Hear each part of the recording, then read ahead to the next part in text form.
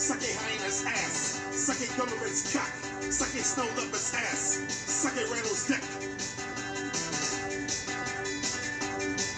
Suck a caribou's ass. Suck a caribou's ass. Suck a caribou's ass. Suck a caribou's ass. All right. Welcome to Conspiracy Corner Podcast, everyone. This is Abe, your host. That was Wesley Willis. Suck a caribou's ass. He was a black dude, a punk rock singer, who had schizophrenia. And that's the type of music he would sing. Where the fuck did I leave my coffee? Hang on. Sorry about that. So, I figured I'd have a little bit of cheerier music today. Go check out Wesley Willis, man. He's fucking dope. They got him. So, if you've clicked on this, you obviously know what it's about. Two things I want to talk about first, though. First is, I still believe they need to look into that Omar Galvez guy. I still think that he is connected. That's just my personal opinion. I guess he was with a guy too, a tranny, who played bass in a band. I watched a little bit of a deep dive last night, they wrote a song literally saying that Charlie Kirk would die at 31. Real shady shit. I think that this was not just this Tommy Robinson guy. I still think they need to look into that Omar Galvez guy and that tranny who was in a band with the Omar Galvez guy. That's just my personal opinion. They need to be taken in and interrogated. Now, will that happen? Probably not, because Pam Bondi's an idiot, Bonjingo's a fucking idiot, and Kash Patel's a fucking idiot. But another thing too. The ring switching the fingers. Everyone's saying it's AI. Hey, you're welcome to your belief. You know. I don't think it is. Go check out Luke Radowski. His channel is We Are Change. See, I had gotten into Luke Radowski years ago. Years ago. Like when he was talking about... He snuck onto Epstein Island. I think this was around 2019, 2020. And that's how I'd found out about him. And I haven't really been able to find him. And I couldn't remember his name for years. And he recently popped up. A video of his recently popped up in my YouTube algorithm. So I immediately subscribed. That right there should show you that shadow banning is a real thing. Especially because I study these subjects, you know, I study conspiracy and Epstein and all this shit. So, like, he should have been popping up in my algorithm years ago. The only reason I've had people find me is through Spotify. I've never really had anyone find me through YouTube unless I was talking to them in a comment section and they're like, oh, this guy's a content creator, and checked me out. That's like the only way that I've actually, I think, kind of found people through. I mean, it's not the only way because I still have subscribers, but shadow banning's legit, man. But anyways, Luke Radowski did a little video on it. Well, he did it as like a little tiny segment showing before the shooting, Charlie Kirk had a ring. And he's literally like, you know how people flip a pen in between their fingers back and forth? I do it sometimes at work on register, you know. Charlie Kirk had a ring where the back of the ring was missing. A big chunk was missing. So he could like slip it in between his fingers. And before the shooting, someone was filming him watching like his hand, and he was flipping it back and forth between each finger. I personally think that's what he was doing. Kind of like a fidget spinner. I think he's just probably one of those dudes who fidgets. I fidget, you know. I think everybody does, really. Everyone says, oh, that's autism. And it's like, no, everyone fucking fidgets with shit, man. I don't think everything is autism. Everyone seems to have autism now, and it's like, no, you're normal. I've been around you. You're fucking normal. You don't have autism. Stop trying to be special. I work with a guy with actual autism. You're not autistic, homie. Yeah, I still don't buy the whole ring thing. I've seen the footage because I rewatched some last night. I don't buy that it's AI. I think he was fiddling with the ring, and he probably was doing it right as he got shot. Yeah, there is some weird stuff too. Like, everyone's focusing on the dude in the white shirt who's like touching his hat. Maybe if we have time, we'll get into that. Maybe not this episode, but by the way, like, I'm probably not gonna sit here and do a bunch of episodes on Charlie Kirk. I say that, and I might. Look, I don't think this was a. Oh, let me finish one thought before I start another. Everyone's focusing on a dude with a white shirt and hat touching his hat. Another thing, fidgeting. I have a flat bill hat that I wear, and I'm always fucking with it, fucking with the bill, you know, every time I wear it. That's just me. I mean, anyone who's watched baseball, you guys know that half those motherfuckers look like they got ticks, you know, and I do have a tick. But the guy behind him in the black shirt is the one I focus on more. That dude is kind of weird, like doing like weird arm signal shit. I don't know. And something else, someone else caught on camera when they were after the event. It looked like it was after the shooting, after the event, everyone was gone, but someone was still there filming. They took down a camera right behind Charlie. And anyone knows that that's an active crime scene. You are not supposed to move anything. You're not supposed to fucking touch anything. That's shady as fuck. There's a whole airplane conspiracy. I don't know. There's a lot. I think there is some weird shadiness to it. That being said, they got the dude. And I've seen the pictures, the still frames of the shooter. I think it's him. That's just me. It looks to me like it's him.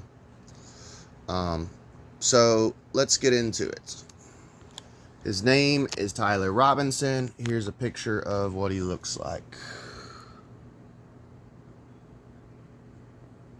And the reason I believe it's him is the mouth, dude. He's got like that puffy looking lips, big old chin. I think it's the dude. Do I think those other two people I mentioned earlier are connected with it? Yeah.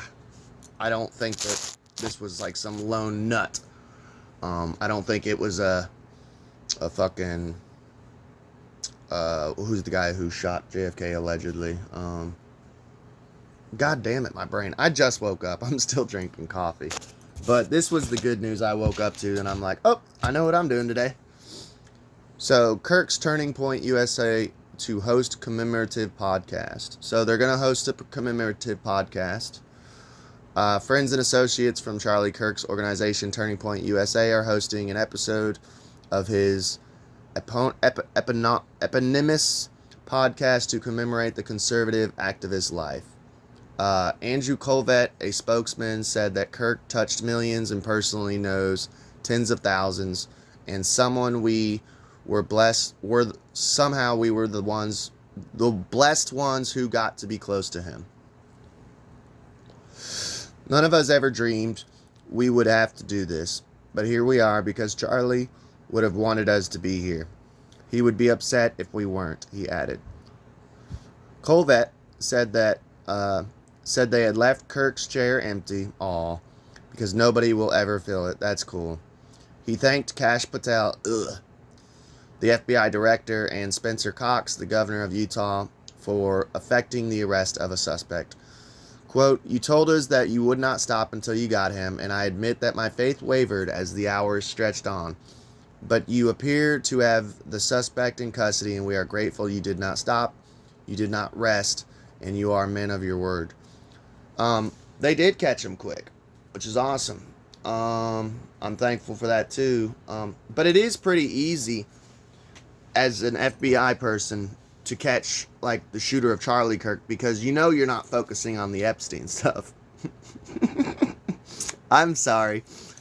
I had to say that. And that's one thing I commented in someone's video. I think it was like CBS News or something. When I found out, I said, all right, cool. So we got him. Now we can focus on Epstein now, right? I'm never going to let it go. Do I think that this was a distraction? That he was killed to make a distraction for the Epstein files? No, I don't think so. But I do think that Donald Trump and a lot of people were like, oh, that Epstein book just came out. Which, by the way, I have the whole PDF here. We're gonna report on it. Not today, but another day. I have the whole PDF. It's pulled up and ready to go. I did notice that as soon as the birthday book dropped, like a gigantic tome with pictures and letters and all that, this happens and everyone focuses on it. And I feel like the right wing was like, yes, this is big news. Yes, this sucks. But everyone seemed to have forgotten about the Epstein shit really quick. So now that this is over, can we focus on the Epstein shit? So, and this is all like fairly new, 31 minutes ago. So we're still getting stuff. So it's kind of divided up here. The father told the suspect to turn himself in. Tyler Robinson's father recognized him from images released from the FBI and encouraged him to turn himself in, a law enforcement office official told the Associated Press. The 22-year-old initially refused to do so, and his father sought help from a youth pastor who helped convince Robinson to turn himself in, the source said. Two things. Fog of war. I mentioned it last episode. I got a different message. I got a different report that he literally had went to his father, confessed that he murdered Charlie Kirk, and then his father detained him at the house until law enforcement got there. Now I'm hearing a different story. Fog of war. I tell you guys this every time, and you guys can see, like, this is what this one is saying. I'm not making this shit up. This is one thing I warn about, dude, is when shit is hot on the press, you're going to hear multiple contradictory stories. So what is the true story? I don't know. He had been a Utah State University student. Me and my wife were talking about this today. She's like, damn, it's always like university students. I said, of course, that's where they get radicalized with cultural Marxism. MK Ultra has been known to work within universities. Look at Uncle Ted Kaczynski. Nothing new. And what was it? Yuri Bezmenov said the way to infiltrate and destroy a nation is to infiltrate the universities. We will have the next 2 generations, basically. We will have your kids. That's how we will destroy your country. Not through war, through infiltration and cultural Marxism. It's a brainwashing institute. All these people who are like, you gotta send your kid to college. I guess, if you want your kid to come out, blue-haired and brainwashed, yeah, go ahead, send your kid to college. Don't send him to trade school, that'd be horrible. So, Tyler Robinson attended Utah State University for 1 semester in 2021, according to university spokesman. A video Robinson posted to his mother's Facebook account appeared to show he had received prestigious academic scholarship to attend the university. Robinson is registered to vote in Utah state records show, but is not affiliated with either political party. Interesting. I've already noticed people going, oh, he was a Trump-tard. Oh, he was a liberal. I don't know. I have no fucking clue. It says on here that he's not affiliated with either party. But I guarantee you he's super progressive. It's just a hunch, Tyler Robinson detained in county jail. Tyler Robinson is facing charges of aggravated murder, felony discharge of a firearm causing serious bodily injury, and obstruction of justice, according to court documents obtained by NBC News. He was booked into Utah County Jail early on Friday morning. Politics feels like rage for young Americans, Cox warns. Charlie Kirk's killing was a potential watershed in the nation's history, Spencer Cox said, urging Americans to react by embracing each other's differences. Yeah, that'd be nice, wouldn't that? This is our moment. Do we escalate or do we find an off-ramp? The Utah governor said in a press conference. I agree. I think the off-ramp sounds better. I would prefer not civil war. And by the way, too, there's all these like right-wingers saying this means civil war. I'm becoming radicalized. Can you imagine if we went into civil war? And I'm not downplaying Charlie Kirk's life, but can you just think about this? Can you imagine if we went into civil war because a podcaster got shot and died? A podcaster, not a president, not a king, not a queen, not a politician, a podcaster. And then, like I said, I'm not putting the guy down, but that'd be like me getting shot in the street. I'm a podcaster. I'm just a normal dude getting shot and killed, and civil war starts because Abe Williams got shot. Like, you gotta admit, that is a little crazy. I hear all the time that words are violence. Words are not violence. Violence is violence. So this dude Cox sounds like he's got a good head on his shoulders. And he's right. And there is one person responsible for what happened here. No, I don't know about that. I think there's multiple people responsible. That's where I disagree with you. I think those other two guys are connected. And that person is now in custody and will be charged soon and be held accountable. So is he the patsy? Is he the one guy that's going down? I still think those other two guys need to be investigated. We don't need an Oswald. There you go. There you go, Abe. 10 minutes too late. Oswald. You are inheriting a country where politics feels like rage. It feels like rage is the only option, he added, appealing to the nation's youth. Through those words, we have a reminder that we can choose a different path. Your generation has an opportunity to build a culture that is very different than what we are suffering through right now. Not by pretending differences don't matter, but by embracing our differences and having those hard conversations. There's the video for it. You can look it up if you want. The video of them announcing. Social media a cancer on our society, says Governor. Earlier at the press conference, Spencer Cox described social media as a cancer on our society right now. I would agree with that to an extent. But then you get into like dead internet theory. And how many of these like psychopaths that you're communicating with are actually real? I get trolls in my comment section sometimes, and I click on their profile and it's like, oh, you've only been around for like, or this is the really weird one. You've been around for like 3 years and you have 0 subscribers, no profile picture. Your name is generic. It's like, I don't even think you're real, dude. You know? And it's weird. It's weird. I kind of believe in the dead internet theory.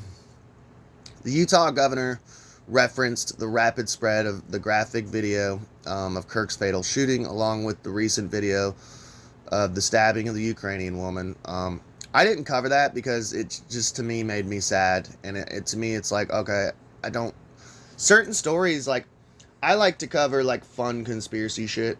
To me, what is fun, and to me, what I'm interested in. And that one just made me sad, and I'm like, I'm not going to sit here and... I don't want this channel to become too political anyways, you know. Now, him saying that it was bad that the video was spread around, I watched it multiple times. Not for the fact that, like... Not for, like, some sort of grim fascination. It was because I'm studying the video of the ring being in different fingers. Was there a tube? Is this real? Sorry, I'm gonna study the video for purposes like that, you know.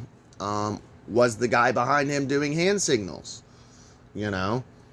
I wanted to see. I wanted to study. So this Cox dude is kind of a cock for that one. I think we should be allowed to study and look at something. Not out of morbid curiosity, but just going, is this legit? We've been lied to about so much shit, dude. Yeah, sorry, I don't trust my government. He said that Americans weren't used to seeing such graphic imagery and encouraged people to step away from their devices. This is not good for us, he said. So, J.D. Vance chimed in. So, Tyler Robinson left unique rifle at drop point. Tyler Robinson messaged a roommate on the messaging app Discord after the shooting to say that he needed help retrieving a rifle from a drop point, the Utah governor said. Spencer Cox said the roommate showed several messages to investigators indicating that Robinson had left the rifle in a bush and had been watching the area. So, I watched the video last night of him running into a bush. Yeah, that's probably the video that we've seen. So his friend turned him in. Good job. And his dad. Good job. Robinson was alleged to have told the roommates that he had wrapped the rifle in a towel, made engravings on the bullets, and made a reference to the rifle being unique. We're going to get into those engravings, hopefully on this episode. Well, I might do a whole episode on the engravings on the bullets, because it gets very interesting. I read the engravings. We might do an episode on that either sometime today or sometime tomorrow, because it's interesting, and you'll see why. It's kind of a deep dive. And made a reference to the rifle being unique. So I'm guessing the press conference has concluded. I think the rifle was like a take-apart one, like one you can put together and take apart. That's what it seemed like, because in the video of him going to the shooting, he was pretty smart about it. He wore a shirt that said disabled veteran, which was smart, because he had the barrel supposedly up his pant leg, so he was limping. That's why he wore the shirt. Pretty smart. Like, oh, he's a disabled veteran, you know. That's why he has a limp. But it was because he had the pieces of the gun in his backpack, but he had the barrel up his leg, you know. Law enforcement not seeking other arrest. Taking questions. Oh, that sucks. So they're not even going to look into those other two guys. Taking questions from reporters. Spencer Cox said that law enforcement was not expecting to make any other arrests. There you go. There's Cash Patel, Pam Bondi, and Bonjingo on the case, you know. Nothing to see here. We don't care about that Omar Galvez guy or his tranny bassist who was making literally prophetic song lyrics about how Charlie Kirk would be killed at the age of 31. Nothing to see there. No, nothing weird.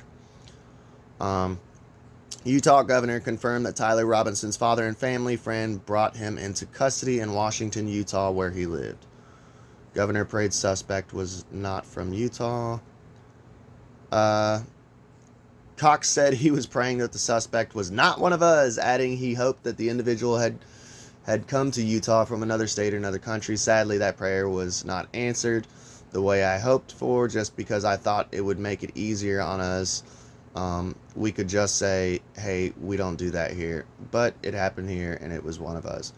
Yeah, and it probably had nothing to do with the weird Mormonism upbringing. I wonder if this guy was Mormon. Just curious. Utah governor, sad and angry as I have ever been. Spencer Cox, the governor of Utah, became emotional as he said that Kirk was murdered while exercising his right to free speech. Exactly. Political violence is different from every other type of violence, he said. Having his life taken in that very act makes it more difficult for people to feel like they can share their ideas, can speak freely. Over the last 48 hours, I have been as angry as I have ever been and as sad as I have ever been. Anger has pushed me to the brink. It was actually Charlie's words that pulled me back. Yeah, dude, someone was posting multiple of Charlie's words of like, one quote was, you can realize who someone is on how they react to someone's death. That was a really good fucking quote. Yeah, I can't remember the other one, but I was like, damn, son, like, this dude was spitting fire. Rest now, brother. I'll see you in Valhalla, says FBI director. I ain't gonna lie, Kash Patel sucks, but that is kind of dope. Kash Patel, the FBI director, paid tribute to the tireless efforts of law enforcement in bringing in the suspect. He said he wanted to thank Tyler Robinson's family, who did the right thing in the case and were able to bring him into law enforcement. Yeah, props to the family, dude. I know people are probably mad at the family and probably hate the family, but it's like they did turn him in. So that's props to them on that. To my friend Charlie Kirk, rest now, brother. We have the watch. Oh, that's not concerning at all. Kash Patel saying, we have the watch. Yeah, you guys are doing great with the Epstein shit. And not investigating those two guys that I just said are probably connected with this. And I'll see you in Valhalla. That is a cool way to end it. That sounds dope. Suspect confessed to shooting, says governor. So, this is good. The suspect is alleged to have confessed to shooting Charlie Kirk when he was approached by police early on Friday, Spencer Cox said. When police interviewed him, Robinson was wearing the same clothing that he wore on the day of the shooting, the governor said. By the way, not that I want him to get away with it, but pretty fucking dumb, dude. You should have had a change of pants, change of shirt, take the glasses off, get rid of the hat, dye your hair. Like, how stupid do you have to be that you have the same fucking clothing? You had a backpack. You could have put something else in there, dude. Yeah, I would have changed everything. Changed from shoes to flip-flops, like, you know. Cox thanked the suspect's family for their assistance in the investigation. By the way, he was wearing Converse, which is like one of the most identifiable treads there is, man. Surveillance video showed the suspect arriving near the Utah Valley University campus in a Dodge Challenger. Fog of war. He's in a Dodge Challenger now. I heard it was a blue Odyssey. Am I crazy? Fog of war, man. I tell you guys this. On Wednesday morning, about 4 hours before Kirk was shot dead, Cox said. Killer inscribed, "Hey fascist," on the bullets. Law enforcement found several inscriptions on unspent cartridges in the murder weapon.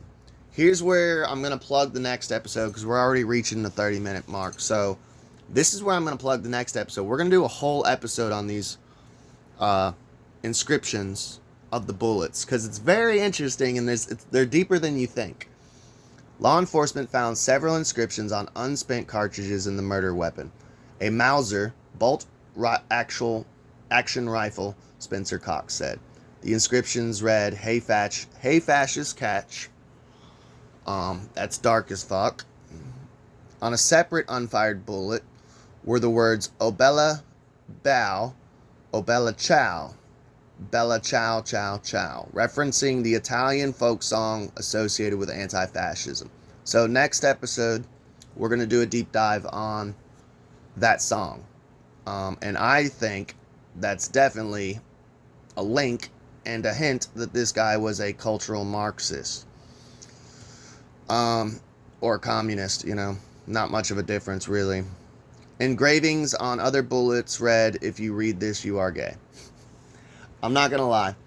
I don't hate this guy. I don't hate anyone. I'm trying to eliminate that word from my vocabulary, but you gotta admit that is kind of a little bit funny. It's stupid as fuck. It's childish, but I could see if I did like a crime, I could see me carving something along those lines. If you read this, you are gay. Like, it's so stupid, and I'm sorry it's dark, but you gotta admit that is a little silly and slightly humorous. If you read this, you are gay.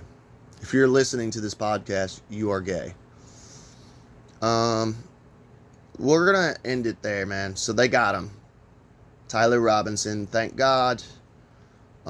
Rest in peace, Charlie Kirk, man. Go check out my last episode. It was kind of basically just me talking about giving my condolences. It's sad, man, but this made me happy, and I love waking up and this is the first thing I see. That made me fucking happy, dude. Please like, share, and subscribe. I have a Buy Me a Coffee account set up in the description below if you want to donate $1. And stay tuned. Next episode, it'll either come out today or tomorrow. Check it out, dude. We're going to do a deep dive on the bullet inscription of that Italian song. Interesting stuff. Love y'all.